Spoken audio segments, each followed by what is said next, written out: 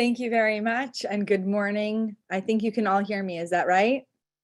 Okay, fantastic. All right, I see people are still joining us, so I'm going to speak slowly as people still join. Yes, the source sheets have just been put into the chat. I'm going to ask, as usual, that if there's a question that can be postponed until the last 10-15 minutes of class, please try not to put it into the chat because I can't read as I speak unless you have a clarifying question where I'm not clear and you need something clarified right away. And in that case, feel free to put something in the chat, or you can even unmute if it's really something that I was totally unclear about. Just use your discernment. I also want to leave a little bit of extra time today, if possible, because it is the last class of our 4-part series on the Jews of Egypt, and you might have questions from earlier weeks. And so with that, I'll begin. In earlier weeks, we've been talking about Jews in the diaspora, mostly vis-a-vis their Greek and Roman neighbors. The Jews in the diaspora, obviously, were focusing on Egypt, but we did talk about Jews elsewhere in the Western diaspora as well. On the one hand, they thrived economically, socially, politically, and yet we also talked about this dialectic in which, as the Jews continue to succeed and rise the social, economic, and political ranks, they also have to contend with increasing resentment, anti-Jewish rhetoric. We talked about that a little bit. And overall, the Second Temple documents that we have looked at, especially the later ones from the 2nd century BCE and the 1st century BCE, display a kind of self-consciousness, a self-awareness, a desire to be understood, a desire to legitimize diasporan Jewry vis-a-vis their non-Jewish neighbors and also their Judean brethren, their kin. And so I would call these texts defensive, but not with any negative connotation. When I say defensive, I just mean there's a sensitivity towards how they are perceived outside their own communities. And this kind of self-consciousness does contrast with later rabbinic literature, which is much more internalized, inward-looking, presumes a kind of self-understood lexicon, and less interested, at least explicitly, with defending itself or engaging with those outside the rabbinic community. But Second Temple documents are really quite, I would say, self-conscious and show an awareness of Greek accusations of things like misanthropy, which we've discussed already. I would say that the focus that we've had in previous weeks has been on this Jew-Greek or Jew-Roman dynamic. And today I want to focus on a relationship that I think has been marginalized a little bit when we talk about this history, and that is the Judea-diaspora relationship. We've seen in earlier weeks that there was incredible dissonance in this relationship. And by dissonance, I mean that the way that diasporan Jews understood themselves does not correspond necessarily with the way that Jews in Judea understood them. We saw this in week 1 when we talked about those texts from Yirmiyahu, from Jeremiah, chapters 42 to 44, where there's this big crisis. Babylonia is coming. This is at the end of the 7th century to early 6th century BCE. And the question is whether to flee to Egypt. It feels so long ago that we looked at those sources. It was almost a month ago. But maybe it was a month ago. I'm not good at very simple subtraction. But in any case, the question of whether to flee is very fraught, not just because they're leaving Judea, but also because they're going specifically to Egypt. So we saw hints of this anxiety about Egypt specifically. We really saw it in our analysis of the Elephantine documents. If you recall, the Judeans in Elephantine want to rebuild their vandalized temple. They reach out to Judeans, maybe there are Judeans working for the Persian government or actual Persians. It's not exactly clear, remember, who Bachya is, but certainly he's in touch with Judeans locally. And they say to the Judeans in Elephantine, you cannot bring animal sacrifices on your rebuilt temple. And so these are hints of dissonance, hints of angst that we find in this correspondence between Judeans and Jews. And so today we're going to take a deep dive into some of these texts. And I'm going to start with some letters. These are ancient letters that were appended. They were added by a scribe, probably working in the 1st century BCE, to a work that becomes known as 2 Maccabees. I don't even remember. I teach so much. I don't remember if we've discussed 2 Maccabees. It's a hugely important work. I think that we have. This is the work that opens up. Thank you for nodding. Those of you who are nodding. Judith Carta is nodding, so that's very helpful. So we've talked about 2 Maccabees being a diasporan work, right? This is the first text that uses the word Judaism a year ago. So that was my previous series. So 2 Maccabees actually does not open in chapter 1, verse 1. The book of 2 Maccabees opens in chapter 2, verse 18. It is a condensed version of a 5-volume work produced by one Jason of Cyrene. Cyrene is in modern-day Libya and North Africa, where there was a very large concentration of Jews living in the late Second Temple period. So what is everything before chapter 2, verse 18? Well, a scribe copying this work in maybe the early 1st century BCE added 2 letters that he thought was thematically related to the book known as 2 Maccabees. And these letters were written by leaders in Jerusalem to the Jewish community in Egypt. Can you just confirm that we have not discussed this? I know it's not in our source sheet, but I'm just having a sort of blank in my mind. Okay, thank you for shaking your head, Marta Brindenberg. I know we haven't done it inside, but I just wanted to know to what extent did I possibly reference it. But good, I'm glad, because these are very exciting. These letters were not written by the same individuals. One was probably written in the 140s. Well, that's actually not true. One was written in 124 BC and refers to an earlier correspondence in the 140s. And the second one was written at the tail end of the 2nd century BCE. And these letters reveal extraordinary anxiety when it comes to the practices of the Jews living in Egypt. And I think we just need to get right to it. So I'm going to share my screen, which you all know by now, I truly hate doing. Okay, let's see. Is this my notes? Or no, this should be your actual... do you see 2 Maccabees? Okay, fantastic. Can you make that? Sorry? Can you enlarge that on the screen? I can. All right, let's see. How's this? It should also be on your source sheet. Any better? Yes. Okay. All right.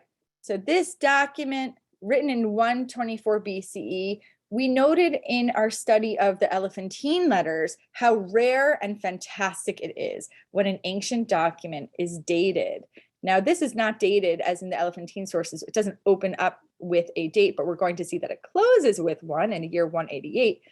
And I'll tell you how we get to 124 BCE in a couple minutes. So it begins in typical Semitic form. This is probably written in Hebrew, maybe Aramaic, but it opens up with the addressee to our brothers, the Jews of Egypt. Now, this was copied in Greek and appended, added to the work known as 2 Maccabees. So that's how we have this letter. But scholars think that this is an authentic letter.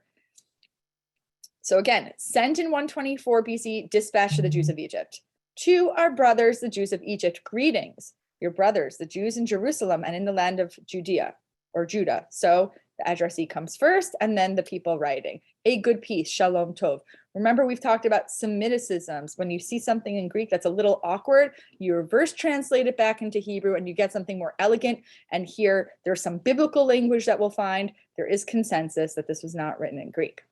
May God make for you, and may he be good to you, and may he remember his covenant with his faithful servants, Abraham, Yitzchak, and Yaakov. May he give you all the heart to revere him. I love this. I love teaching this letter because it's just so sincere and poignant. May he give you all a heart to revere him and to do his will wholeheartedly and with a willing spirit. Now, I do see in this opening bracha and this opening blessing hints of criticism, but in past instances when I've taught this letter, I've gotten a lot of diverse pushback from people, in the audience who do not see what I see. And so this is an open question.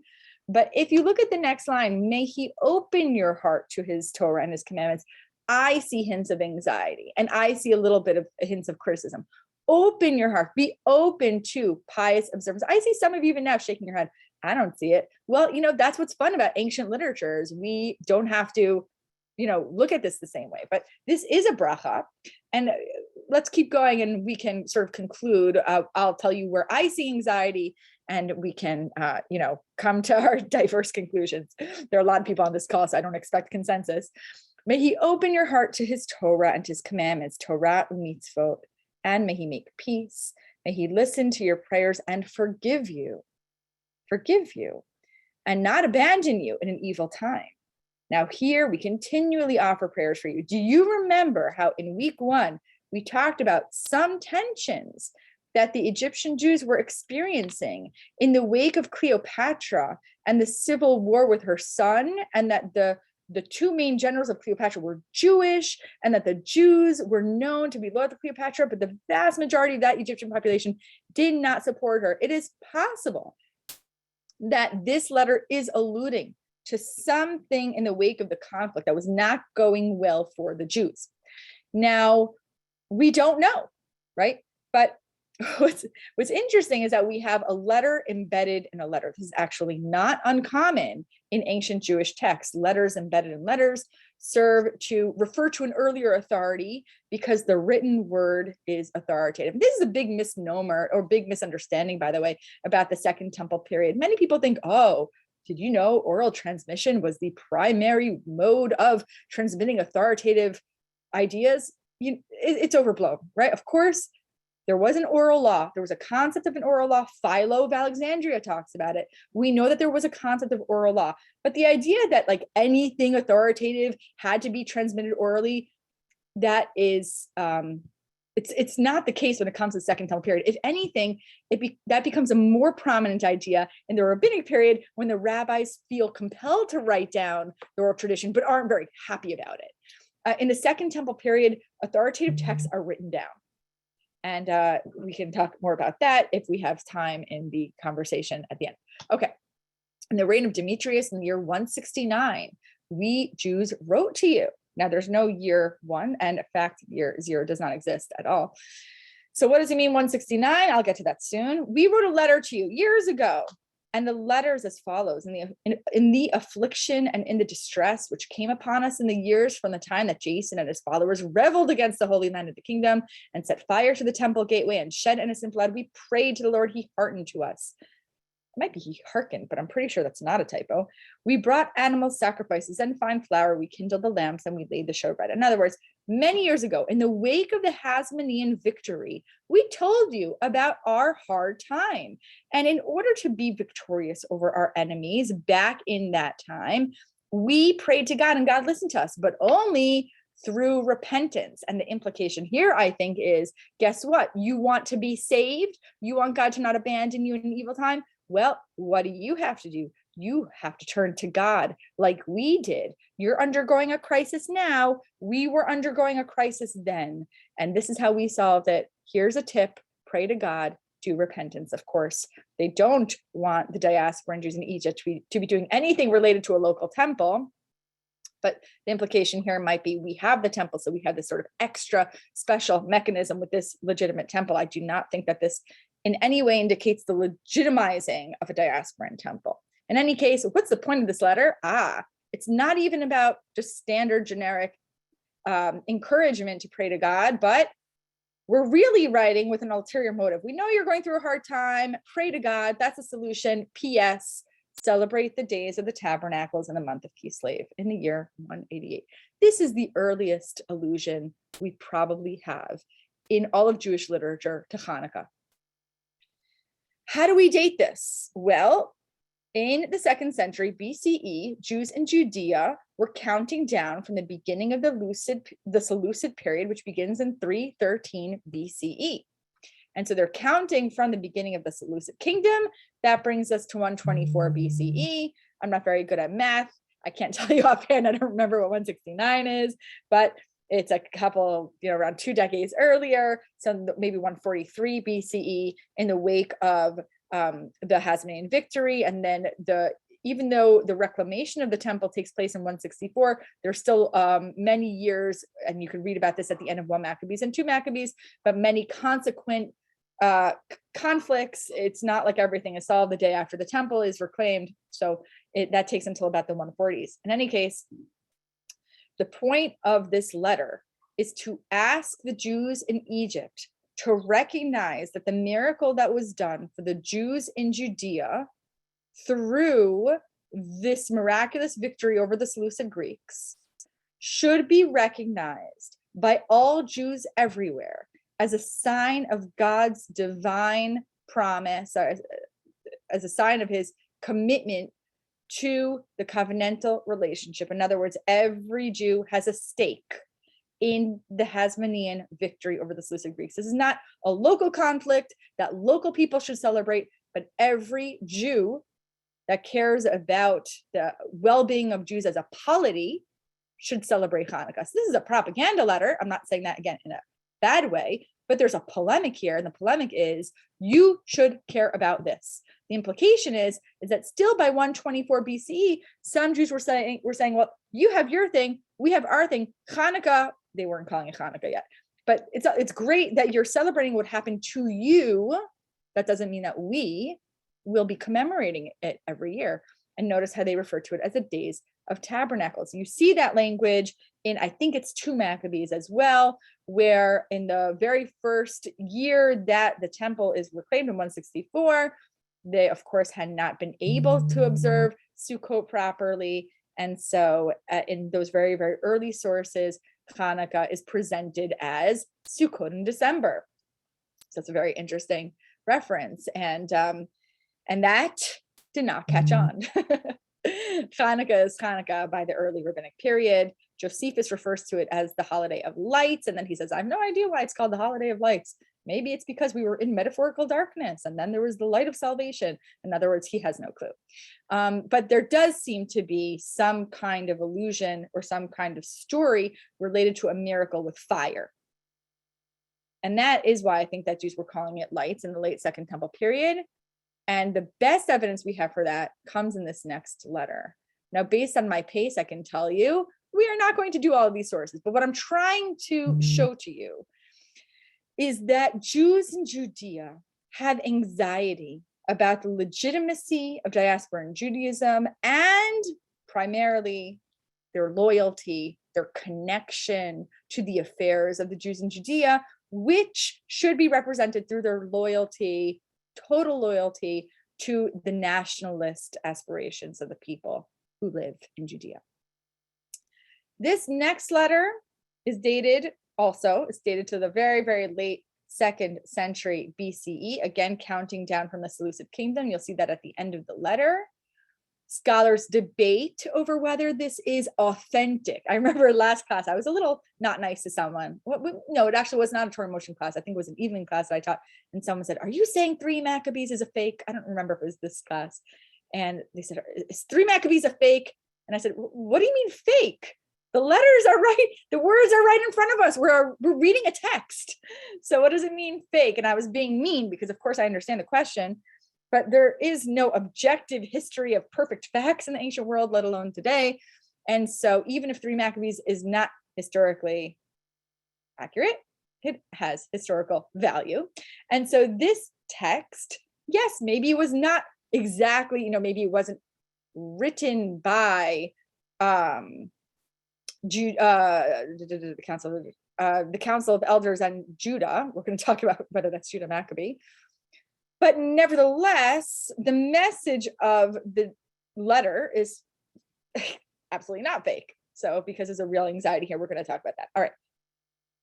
The people in Jerusalem and in Judea and the Council of Elders and Judah, these are the writers of this letter. And scholars do think that the Judah here is meant to perhaps identify the author of this letter with Judah Maccabee or perhaps a descendant. We really have no way of knowing, especially with this late date. Obviously, it's not, it can't be the original Judah Maccabee. We don't know. We don't know who this Judah is.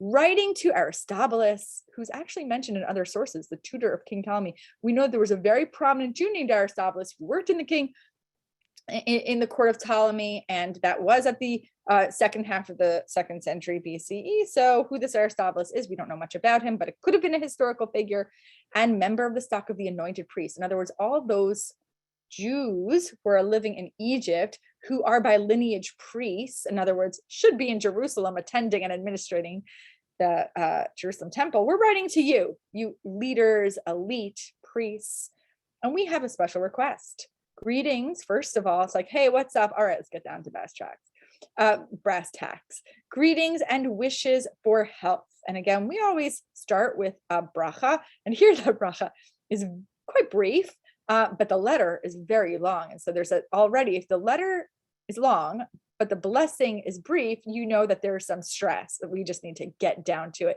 And I'm just going to scroll down so you can see this is a very, very, very long letter for this kind of an epistle, this kind of ancient text. Okay, where was I? Having been saved by God from great perils, we thank him greatly, as befits men who war against a king. For God himself cast away those who made war on the holy city. And so we thank Hashem, we thank God for helping us against the Seleucid Greeks, right? Between 167 and 164 BCE. And I don't have time to do this whole paragraph, but this is about Antiochus IV Epiphanes' miraculous death. Spoiler alert, he falls through a trap door. It's another trope in Second Temple literature that we actually find. We find it in a book about Daniel called Bel and the Dragon. We find trapdoors in Hellenistic literature as well. It's just one of those things that would be very cool to watch performed on a stage. And so people were intrigued by trapdoors, I guess. So scholars do not think, in fact, that Antiochus IV Epiphanes was killed by falling through a trapdoor, but that's, I suppose, up for debate.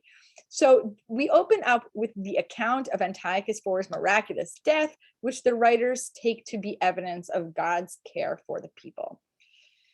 But that's, sort of a marginal prologue.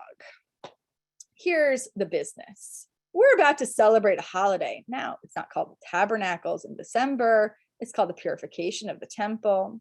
We want to let you know about this holiday because we think it's very important that you observe it as well. Of course, we're talking about Hanukkah. And again, if this letter is dated to the late 2nd century BCE, what do we know? We know that Jews in Judea do not think that Hanukkah has yet become a normative practice in diaspora, specifically in Egypt. If this is true, this again suggests a kind of dissonance between the Jews in Judea and the Jews in Egypt, right? You had this great thing. Maybe it is a miracle that God saved you. Congratulations. We are happy for you. We are loyal to the temple, right? It's not that Jews in Egypt were assimilated. They cared, right? We know that they sent funds to support the temple financially. They cared. But should we observe Hanukkah? It kind of reminds me of these debates. Do you say Hallel on Yom HaAtzmaut? Right? Like everybody, we care about Israel, but it doesn't mean that, what is Yom HaAtzmaut? Even Tu B'Shvat is like barely a holiday here, at least in my household, I confess. But my nieces and nephews in Israel, like Tu B'Shvat is a really big deal. There's certain things that, are maybe specific to the indigenous nature of the land of Israel. That elsewhere, it's like, right, we're not anti. But there's a real concern on the part of the writers. We have to, as a community, recognize that the story of Hanukkah impacts every Jew, regardless of where that Jew lives. So we're going to tell you a story. And the story argues that the origins of Hanukkah goes way back before Antiochus IV Epiphanes issues the edicts prohibiting the observance of ancestral law in the early 2nd century BC. In fact, the story of Hanukkah starts with the Babylonian exile. And here's the story. It's quite complex, and I'm going to try to give it time, also recognizing that we only have about a half an hour. I wish our Torah Motion classes were hours and hours long. All right, so here's the story. When our forefathers were being carried off to Persia, okay, so this is 597 to 586 BC, this is the Babylonian exile. What do the priests do? The temple is falling. Jerusalem is in flames. The temple is in ashes, right? It's just the lowest of the low in terms of catastrophes. The pious priests secretly took some fire from the temple altar when Jerusalem is in flames, and they hide this fire from the temple. They hide it and they shut it up securely so that the place remains unknown. So they take some fire from the altar, from the first Jerusalem temple, they hide it. They go down to Babylonia. And then many, many years later, when Persia conquers Babylonia and Nehemiah becomes one of these liaisons between the Judean community and the Persian government, and he is permitted to take this community of Judeans back to Yehud, back to Judea. Nehemiah knows at the end, I'm not going to date Nehemiah, but let's just say conventionally, the late 6th century BCE, Nehemiah knows that this fire had been hidden. He learned about it, he heard about it, and he says, you know what, priests, we're going back to Judea. The Babylonian exile's over. Go find that fire. Let's find it. And then we'll use that in the process of rebuilding our temple. We'll put that on this rebuilt altar, and that'll sort of create this continuity between the first temple and the second temple. So he says, get the fire, and he orders the priests to, at this point, it had become viscous liquid. It wasn't a fire. So he says, put this viscous liquid over firewood and try to see what happens. We're going to build an altar on the site of the destroyed temple. The second temple isn't built yet, but they get the viscous liquid. They make a little altar. They put it there. They're just hanging out, waiting for something to happen, when suddenly it sits around in the sun, and then it ignites to the astonishment of all. And this might be the earliest allusion to a miracle having to do with fire in association with the Hanukkah holiday. We do not see any reference to miracle of the oil or miracle regarding the Chanukiah, but we do have this miraculous fire event. Now, this is, of course, way before 175 BCE. We're talking like sometime between the end of the exile and the beginning of the Second Temple period. So that would be late 6th century BCE. And everyone's like, oh my gosh, this is a miracle. This tells us that God condones the rebuilding of the Second Temple. Condone means positive, right? I always forget. God approves. Okay. And they're like, wow, huge miracle. And the high priest Jonathan says this beautiful prayer. And I want you to pay attention to this prayer, because again, we have text embedded in text embedded in text. This is a letter written to diasporan Jews at the end of the 2nd century BC, and it's citing this prayer. And the prayer has nothing to do with what just happened. Lord, Lord God, creator of all, awesome, powerful, etc., the one who chose and sanctified the patriarchs, accept our sacrifice for the sake of all your people, Israel.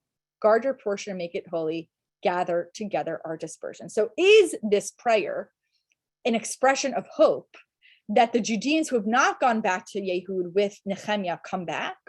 Or are the diasporan Jews in Egypt in 103 BCE meant to be reading this about them? I think that there's very much an implication that Jews in the diaspora are meant to go home, just like in the generation of Nehemiah, where everyone was supposed to go back with him. Only 43,000 did, many did not. So too, you Jews in Egypt in 103 BC, you're supposed to go back. That's what God wants. God has done miracles for us from the time of Nehemiah till the victory over Antiochus for Epiphanes. God keeps on doing miracles. You are blind to this. Why aren't you noticing God is doing these miracles, as if to say, I'm waiting, let's go. Okay, so the story of what happens with Nehemiah and that miracle is meant, I think, to parallel the Hasmonean victory over the Seleucid Greeks, which does not galvanize a return on the part of the Jews in Egypt. But maybe there was an expectation that in the wake of that victory, the Jews would return in 164 BC, and they do not. Anyway, I have to up my pace a little bit over here, but there's this long prayer, and then after that, they pour the remaining liquid too on large boulders. There's some lacuna over here. There seems to be some corruption in the transmission of the text. But anyway, the king of Persia himself is so impressed by this miraculous igniting that he sort of declares it a landmark. Okay, please save your comments and questions for the end, because it becomes very distracting, but thank you very much. Okay. After verifying the phenomenon, the king had the place fenced in and declared it holy. So it's like, here's a landmark. We're just going to put some rope around it. And he funds maybe he funds the building of the temple. It's not clear exactly. He takes large sums of money, distributes it to Nehemiah. Okay. But what's about to happen is that the letter is going to go farther back in time and then farther back in time. This whole story that takes place in the early stages of the Second Temple period actually begins in the time of Yirmiyahu himself, because who was the person who initiated the hiding of this fire from the first temple? None other than Yirmiyahu, the prophet himself. In fact, we have in our possession, the writers say to their diasporan friends, documents which say that it was Yirmiyahu who told those prophets to those priests to take fire from the temple and hide it. And these documents show that the prophet Yirmiyahu gave the Torah to those who were being led into exile and admonished them. Remember Yirmiyahu, Mem Bet, Mem Gimel, Mem Daled? Remember what Yirmiyahu says? You're going to go into exile. Do not forget the Lord's commandments. Now, Yirmiyahu is talking to Jews where? In Egypt. And so I don't think that this allusion to Yirmiyahu is a mistake. I think that there's I think the Jews in the ancient world knew their scriptures. Yirmiyahu didn't just say, don't forget the Lord's commandment. He said, don't forget the Lord's commandments in Egypt. And of course, we know the end of the story. Those Jews did embrace idolatry as it's retold in Yirmiyahu. Don't let your minds be led astray. So again, we've got like two stories happening, even three. We have the story of Yirmiyahu at the beginning of the exile, saying to the Jews going into exile, don't forget to be loyal to God. And then he hides some fire from the temple. Then we have Nehemiah 70 years later or whenever, and he knows about the fire and he says to the priests, go find it. They put it on the altar. It miraculously ignites. They say this prayer, Hashem, please bring back all of our exiled Judeans. And then we have the present day circumstances of the writers who are saying to the Jews in Egypt, keep Hanukkah, because you have to start showing your loyalty to these Jews and Judeans. Start recognizing that what happens in Judea is a reflection of God's care for all Jews everywhere. All right, and then there's a long account of how Yirmiyahu found, how he hid all the objects in the temple, and not just the fire, but other things that would have gone in the ark, right? And he closes up the cave that he puts all these things in. And then, this is again, very complicated letter. The writer goes back further into time and he starts talking about Solomon. Now, Shlomo, this section is very, very corrupted and it's hard to understand. But we're also told, the letter writers say, that Shlomo in his wisdom also offered a sacrifice in honor of the dedication and completion of the temple. Here, of course, he's talking about Malachim Aleph, Perek Chet, that dedication speech that Shlomo gives. The writers take as an insistence that the temple is ever to remain a center of all people to come. And actually, if you look at, I think it's Malachim Aleph, Perek Chet, Psukim, Mem Aleph, Mem Bet, Mem Gimel, those verses talk about foreigners coming from all over the world to the temple. And so the temple must be recognized as a center for not only all Jews everywhere, but maybe all of humankind everywhere.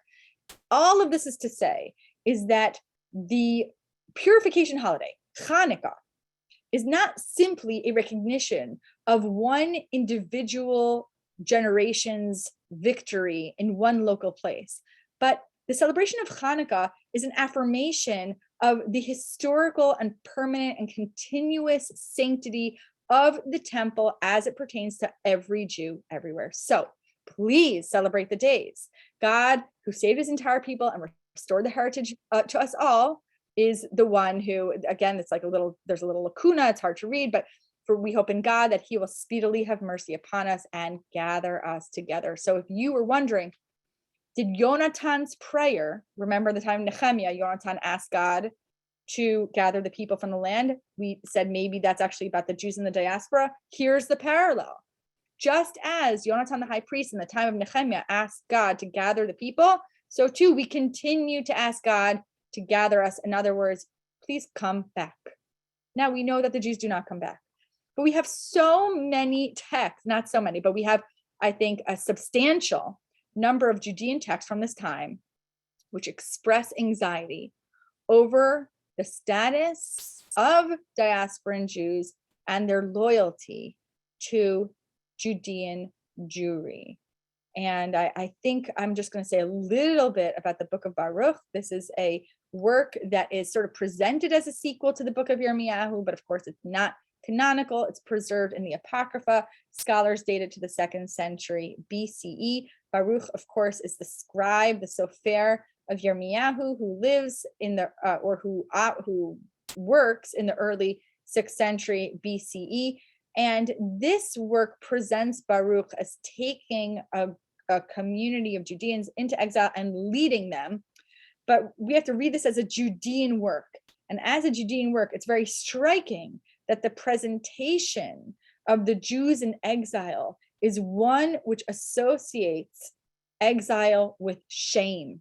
So we don't actually have diasporan texts which associate exile with shame. I can't tell you of a single text produced in the diaspora in the late Second Temple period that says, my diasporic circumstances fill me with shame. But this word, the shame, it appears in multiple places in connection with the diaspora. In fact, if you look at the curses that are presented to the people at the end of Devarim, I think in Perek Chafchet of Devarim, there's a prediction of exile. And we have that word, za'ava, shame, dishonor, that the people will be just humiliated before the foreign nations. And the Septuagint, the late 3rd century BCE translation of the Hebrew Bible, inserts the word diaspora, into that verse. I think it's like at the end of Perek Chafchet. I don't remember exactly what pasuk it is, but that's one of the earliest uses of the word diaspora in all of history, because it's a neologism. We don't have it prior to the Septuagint, sort of almost made up by the translators of the Septuagint. And so this association between diaspora and shame, it's very, very powerful. And in this case, I'm looking at the Septuagint as a product of Judea, which I know is in itself a complicated claim. But in any case, Baruch, Judean work, who has the community in exile crying, weeping, fasting, praying, collecting money, sending it to the Judeans who are still in Jerusalem. It would be a real question whether there were still high priests who were operating in Jerusalem at this time. And so scholars don't necessarily, don't read that as, like historically archival, so to speak. But they send a message to Jerusalem leaders and they say, we're sending you money. Why? So that you could bring offerings. Again, in the early years of the exile, I can't imagine that the Babylonians would have permitted this. So let's read this as a work of literature. And they say, please bring offerings and pray on our behalf. And this is what we want you to say. We've sinned before the Lord. We've disobeyed him. We have not heeded the voice of the Lord. From the time when the Lord brought our ancestors out of the land of Egypt, we've been disobedient. And I'm trying to get to the shame. Where does it say there's open shame among us? If somebody can find it. There it is. But there's open shame on us today, on the people of Judah. You also see this language in Ezra Perek Tet, when the men abandon their foreign wives. You see in Daniel Perek Tet. Daniel Perek Tet. You also see a prayer in regards to when Daniel learns that there will be 70 years of exile, he utters a prayer, and there's also this association between diaspora and shame. This is a Judean idea that being outside of the land of Israel exposes you to the foreign nations and exposes you to them mocking the Jews and saying, or Judeans and saying, your God has abandoned you. That's the source of the humiliation, this exposure, this vulnerability. Oh my, well, I just want to say, okay, so Ben Sira, I really, really want to do. And I think that I'm probably not going to focus on all these diasporan texts because we really looked at these in previous weeks. You already know that Philo takes pride in the diaspora. You already know about Aristeas arguing for the legitimacy of the diaspora. I think we've talked a little bit about 3 Maccabees. So you know that the Jews, especially in Alexandria, argue for the legitimacy, for the integrity of diaspora in Jewish life. So I want to focus the last few minutes that I have on Ben Sira. And then we'll open it up for questions. And again, feel free to ask anything, even if it's not pertaining to this particular class. If you have impressions, comments, questions about earlier weeks, that's great as well. And I'm a little mean about the chat box, but as of 10:15, please do feel free to put in questions, comments, so we could give ourselves ample time. So Ben Sira, also known as Sira, also known as Sirach, also known as Ecclesiasticus, the work of the church. Don't say Ecclesiasticus, that's the church word, the book of the church. So Ben Sira is written in Hebrew in the early 2nd century BCE. It is written as a sort of guide towards moral piety for students of religious practice, maybe young priests. Not exactly clear who would have used this text, but it is a wisdom text, and there's a real emphasis on the centrality and authority of the priesthood in this document. Now, it comes to us in Greek, and the reason for that is that the grandson of the author of Ben Sira translated it into Greek in the end of the 2nd century BC. By the way, there was a big argument over scholars in the late 19th century over the provenance of Ben Sira. Ben Sira had been read by many Protestant scholars, Bible scholars, who had quite a negative bias against Jews. Many of these scholars were living in Germany, again, in the late 19th century. They read Ben Sira as a kind of Hellenized Greek work that did not have much to do with any sort of transmission of biblical values or ideas. And there was no proof that Ben Sira had originally been written in Hebrew until, if you read my book, you would know. Hold on a second. Okay. Sorry, please do mute. Thank you. Okay. So where was I? Yes, there was a scholar named Solomon Schechter who did believe that this text was originally written in Hebrew. And there's an incredible story about the discovery of a little fragment in Hebrew that is brought to him by identical twins, Scottish Presbyterian sisters, Agnes Smith Lewis and Margaret Dunlop Gibson. In other words, I can't go through this because it's just such an incredible story. It would take up the next 20 minutes, but thus began the discovery of the Hebrew original of Ben Sira. It begins with that little scrap that they bring to him, and he goes to Cairo to find the rest of the text and discovers none other than the Cairo Geniza. Okay, so, and discover is not a nice word. People knew about the Cairo Geniza. Of course, the Jews in Egypt knew about the Cairo Geniza, but it wasn't like known to the scholarly world until 1896 or so. All right. So what I'm showing you right now is the Greek prologue. Hold on one second. Ayala, can you please go? Thank you. I have a cute little 9-year-old at home today. Okay. So this is the prologue to the Greek version. This is where we're going to end our class. The Judean grandson of the author Ben Sira explains why he's translating into Greek. And this is what he says. Many great teachings have been given to us through the law and the prophets. And by the way, this is one of the many hints that we have that the Torah and the Nevi'im were closed books by the 2nd century BC. People talked about Torah and the Nevi'im. Ketuvim was a little more fluid still. And so even Jesus is cited in Matthew at the end of chapter 5 with the Beatitudes. And he says, I do not think I have come to abolish the law and the prophets. He doesn't say anything about the writings. And of course, there's even debates in the Mishnah about what goes into the Ketuvim. So the law and the prophets, these are formal categories. And that's why the NRSV capitalizes them, I think, right? The Torah and the Nevi'im. Many great teachings have been given to us through the Torah and the Nevi'im and the others. People don't know what to do with the Ketuvim. Like, yeah, the others, you know. For these, we should praise Israel for instruction and wisdom. Now, those who read the scriptures must not only understand them, but also, as lovers of learning, be able through the spoken and written word to help the outsiders. Okay, so who's the lover of learning? Well, that would probably be the writer himself, right? Those who really get it, those who have the authoritative, properly transmitted tradition of how to read the law and the prophets, they have a responsibility to help those who don't have that.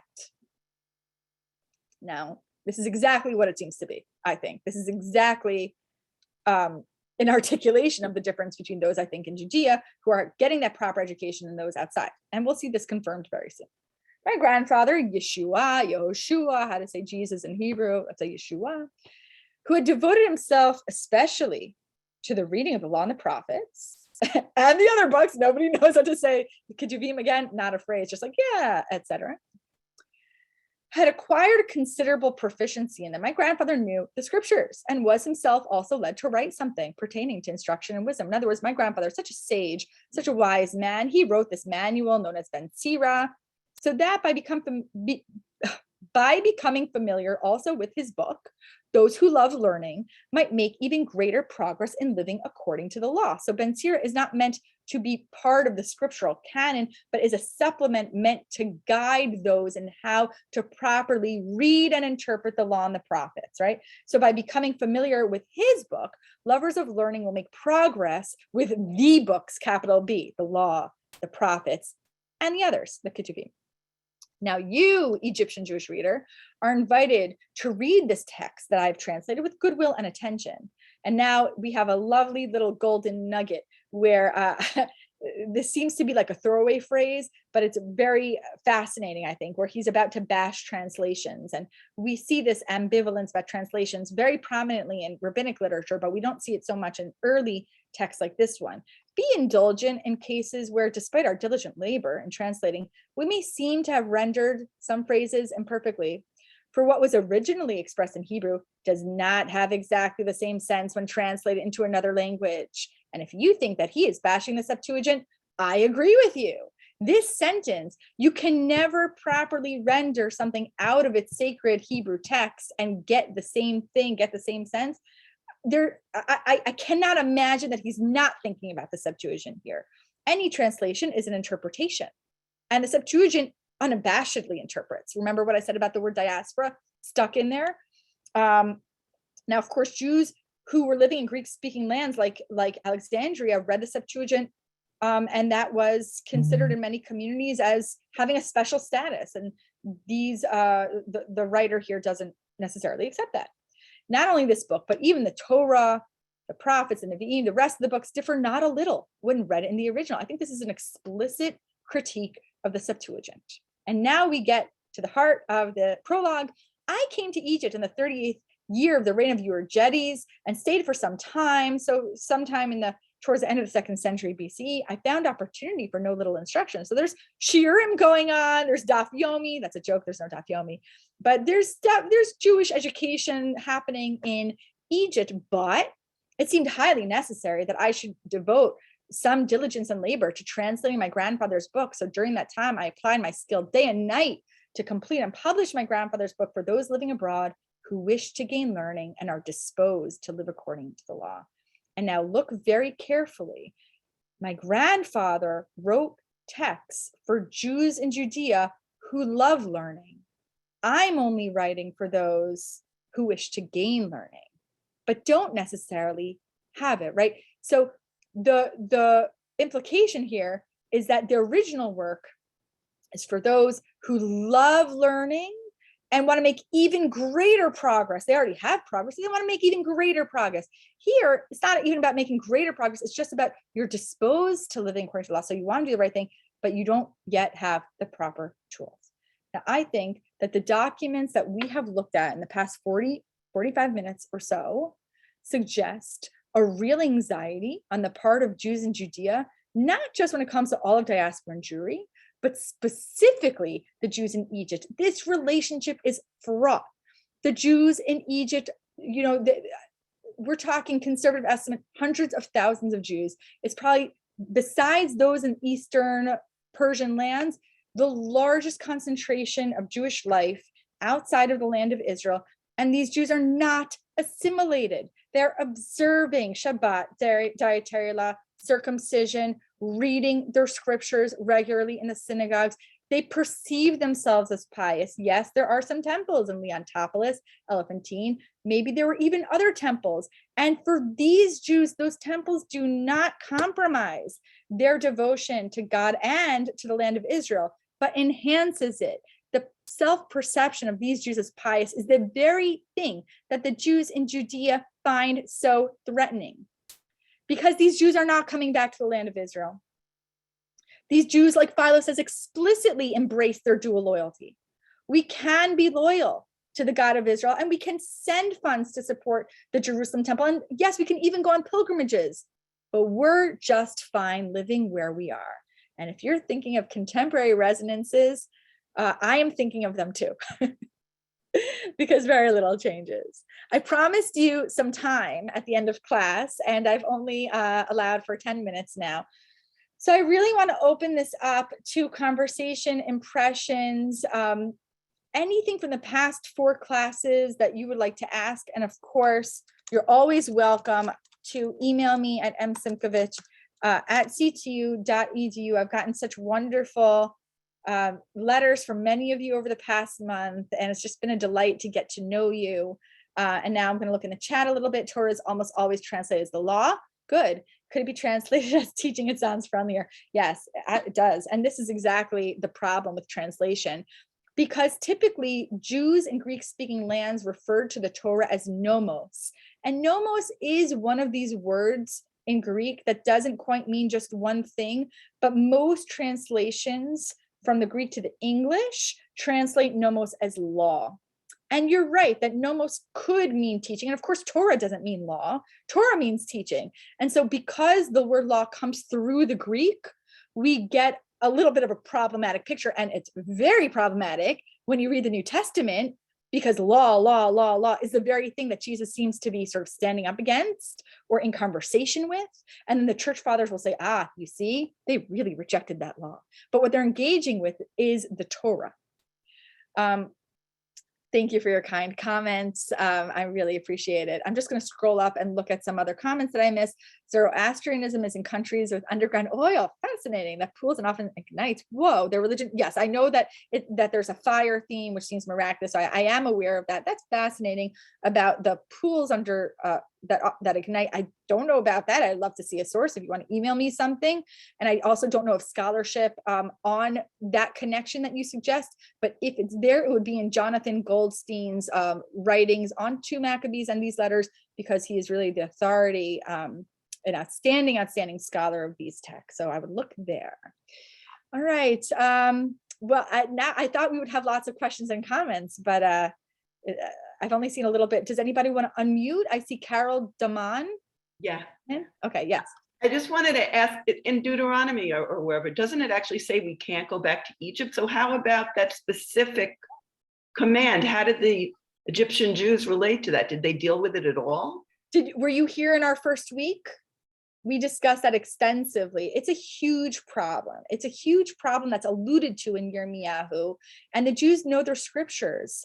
And so this is like, even in Shemot Yud Zayin, right? In Shemot Yud Zayin, right before Amalek comes, the people are like, we want to go back. Isn't it Shemot Yud Zayin? We want to go back. Or no, maybe it's Numbers 11. I was confused because both of those, Bamidbar Yud Aleph and Shemot Yud Zayin, maybe it's Bamidbar Yud Aleph. The cashews and the pistachios and the watermelons and the cucumbers and the onions, remember that?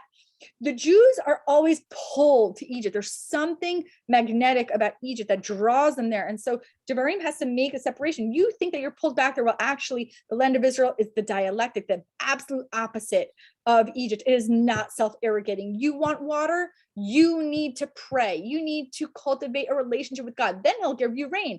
Guess what? You don't cultivate that relationship with God, you're not going to get that rain. The land of Israel is the opposite of Egypt, cosmologically, in every sense, right? But the reason why Devarim has to say that is because the Jews are drawn to Egypt. And that's a huge problem for the land, for the Jews in the land of Israel. It's a massive problem. And yet, the idea that Jews were not in Egypt in the Second Temple period is a myth. It's a myth that is very easily debunkable. We have all these sources. The Jews were in Egypt and they did well. And this was a theological problem because God said, don't go back. And if you do, things will be bad. And it wasn't, right? All right, a few other questions. So that's great. And all my classes, if you missed any, they're on YouTube, I think. So you can just search Torah Motion, Jews of Egypt. Ben Sears' grandson is translating himself as bemoans the evils of translation. I mean, it's a disclaimer, right? Like he's saying, if I make any mistakes, just blame translation, not me. But yeah, it's a great disclaimer. Do the Judeans want bolstering against fragmentation and Christianity? I'm not sure about this question because there's no Christianity yet. Christianity, of course, it's not even that it appears with Jesus. It appears in the 2nd, 3rd, or 4th century. The parting of the ways happens way after the death of Jesus. So, and we've argued in earlier weeks that the idea of Jewish sectarianism is a myth. I do not believe that Second Temple Judaism is sectarian. I feel very strongly about this. The vast majority of Jews are not in a sect. I don't know how much time I devoted to discussing that in week 1, but I have emphasized it in other classes that I've taught. I think it's a anti-Jewish it's an anti-Jewish bias against late Second Temple Judaism that derives from Christian stigma, that Jews were just fighting and divisive and sectarian. There were sects. Most Jews were not in them. So, so I think that would be a little anachronistic to think about these early documents. There were sects, yeah, of course. And I don't know that. Please try to mute. Please try to mute. Okay, I just muted. Okay. All right. What can you tell us about the Dacian rebellion in the beginning of the 2nd century? A lot. How did that relate to the Judeans? I would love to spend another hour with you telling you about the War of Quietus in 115 to 118. A lot of my talks are on YouTube, and I think that that one is. It's something like the rebellions of Judea. The Jews in the diaspora, in Cyprus, in North Africa, rebelled against the Roman Empire in 115. Nobody knows about this war, but it's a fascinating war. It is referenced a little bit in Gittin in the Gemara. But it's an absolute disaster. Dio Cassius and other Roman historians talk about it. What about Shlomo's first wife, the Egyptian? Yeah, of course. So we have all kinds of sources about don't deal with the Egyptians, and then the Judeans always are. Okay, last question, and then maybe we'll wrap up. What if these Jews in Egypt were the descendants of some who never left? They might have given their freedom and become independently wealthy, so why go with Moses? You mean the ones who never left the Exodus? What if these Jews in Egypt were the ones who never left I mean, that just goes back too far. Like that goes back to 1250 BC. I can't tell you anything about. My daughter gave me a compliment yesterday. She said, "You know so much history." I said, "It gets very dark after the 6th century CE." Like I can't tell you about. I'm not a scholar of the ancient Near East, so I can't pontificate on that. So 1250. I think that would just be sort of something that we can't know. All right. Anyone want to unmute with a final question? All right. Well, thank you very, very much. It was really my pleasure and honor to learn with all of you. I had a really fun time. This is a fantastic audience. And really thank you for keeping your cameras on, because it is nearly impossible to teach to just little X's with, no smiling faces. So thank you for your facial participation, for your wonderful comments in the chat. And I hope to learn with you again sometime in the future.